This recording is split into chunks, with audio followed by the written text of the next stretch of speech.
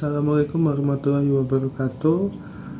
Perkenalkan, nama saya Dirga Rifki Andika dengan NPM 224111212. Di sini saya akan menjelaskan materi tentang sistem informasi sumber daya, mata kuliah sistem informasi manajemen. Apa itu sistem informasi sumber daya? Jadi definisinya itu sistem yang mengumpulkan, menyimpan, mengelola, dan mendistribusikan informasi terkait sumber daya suatu organisasi. Ini mencakup segala sesuatu mulai dari karyawan, keuangan, hingga aset fisik. Di sini ada konsep dasarnya. Jadi sistem informasi sumber daya itu mendukung pengambilan keputusan yang lebih baik dengan menyediakan data yang akurat dan relevan secara tepat waktu. Oke, next, di sini ada komponen utama dari sistem sumber daya. Itu ada hardware, software, data, people, prosedur.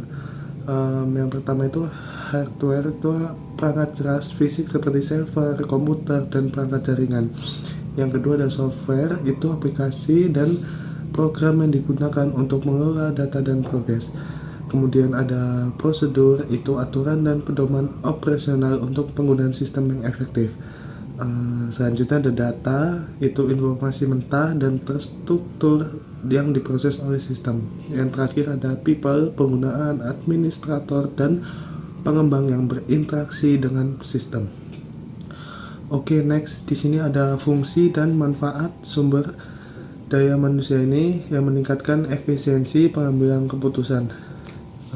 Di sini ada fungsi utamanya. Yang pertama pengumpulan data yang terpusat, yang kedua analisis dan pelaporan real time, yang ketiga integrasi proses bisnis, yang keempat itu manajemen siklus hidup sumber daya.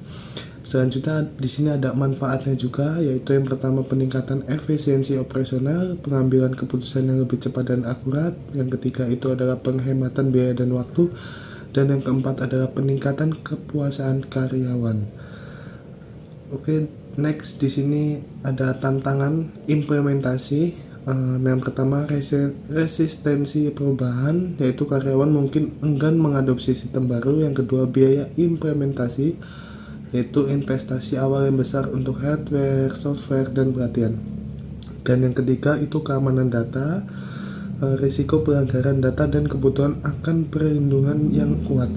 Dan yang keempat itu kompleksitas integrasi, menghubungkan share dengan sistem lain yang sudah ada. Oke, next, di sini ada studi kasus sederhana, ada 3 di sini, yaitu Human Resource Information System, yaitu mengelola data karyawan, penggajian, dan rekrutmen. Yang kedua ada FIS, Financial Information System, yaitu melacak transaksi keuangan, anggaran, dan pelaporan. Yang ketiga ada SCM, Supply Chain Management, yaitu mengoptimalkan aliran barang dan informasi dan pemasukan pelanggan.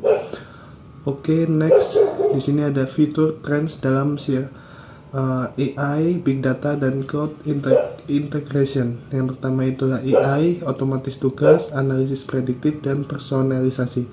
Yang kedua adalah Big Data Analysis, yaitu pengambilan wawasan dari volume data yang besar untuk keputusan strategis. Yang ketiga ada Cloud Integration, yaitu fleksibilitas, skalabilitas, dan aksesibilitas sistem dari mana saja. Oke, next, implikasi untuk manajemen strategi keunggulan atau kompetitif. Yang pertama strategi bisnis, ia memungkinkan manajemen untuk merumuskan dan melaksanakan strategi bisnis yang lebih efektif melalui data driven, memberikan pandangan holistik tentang operasi dan kinerja. Yang kedua keunggulan kompetitif, organisasi yang memanfaatkan dengan baik dapat mencapai keunggulan kompetitif melalui efisiensi yang lebih tinggi, inovasi produk atau layanan, dan pemahaman pasar yang mendalam. Oke, next, yang paling terakhir yaitu kesimpulan. Di sini ada peran kritis SIR dalam SIM modern. Sistem informasi sumber daya adalah tulang punggung sistem informasi manajemen SIM modern dengan kemampuannya untuk mengelola dan menganalisis data sumber daya secara efektif, memperdayakan organisasi untuk membuat keputusan yang lebih cerdas, meningkatkan efisiensi operasional, dan pada akhirnya mencapai keunggulan kompetitif yang berkelanjutan. Investasi dan adaptasi terhadap tren di masa depan sangat penting untuk kesuksesan jangka panjang. Baik, terima kasih.